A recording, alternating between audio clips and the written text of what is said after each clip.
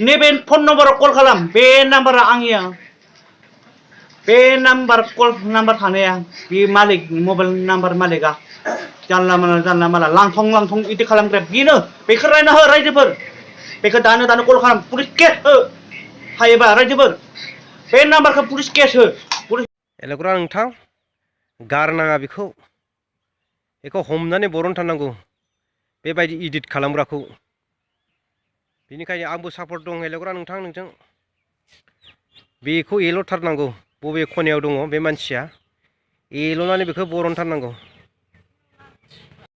बेबायदि इडिट खालामग्राया जोबोद दुखुनांथाव मानो होनबा मानसि मोजांफोरखौबो बेबायदि इडिट खालामनानै होनाया लासिं सिं जायो बेबायदि लं थं इडिट खालामनाङा बा माबा मोनसे खालामनाङा मोजां इडिट खालामनाया आलादा बाथ्रा नाथाय बेबायदि जे गाज्रि इडिट खालामनानै फेसबुक बा इउटुबाव आपल'ड खालामनाया जोबोद लाजिनांथाव गारनाङा बेखौ एल'ग्रा नोंथां एकदम एल'नांगौ बेखौ बबे जायगायाव दङ एल'नानै बरनथारनांगौ आरो बेखौ पुलिस केस हो एल'ग्रा नोंथां बेखौ गारनाङा आंबो मोनबा आंबो खोन्थाहरगोन आंबो सापर्ट दं नोंजों बयनिसिमबो रायजो राजानिसिम खावलायनाय थाबाय जाहाथे सोरबा सासेया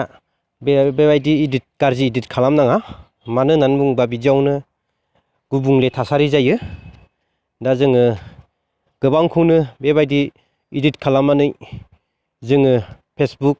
इउटुबाव पस्ट खालामनाय नुनो मोनो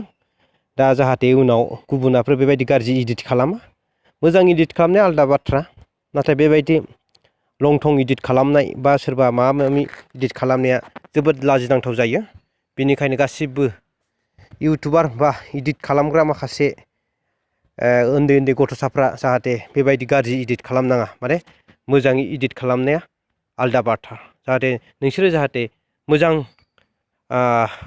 मेनेज खालामो इडिट खालामनानै बेखौ आं खावलायो